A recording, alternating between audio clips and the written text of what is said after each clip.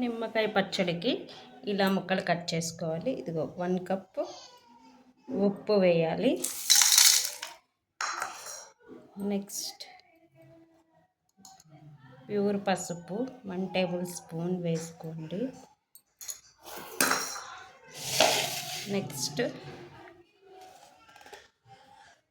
వెల్లుల్లి అల్లం వేసేసుకోవాలి.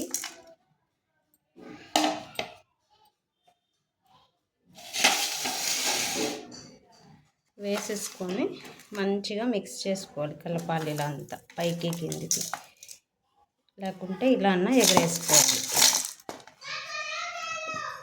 ఇలా ఎగరేసుకోవాలి. 15 రోజుల తర్వాత మళ్ళీ కారము, ఆవాల మెంతిపిండి, జీలకర్ర పిండి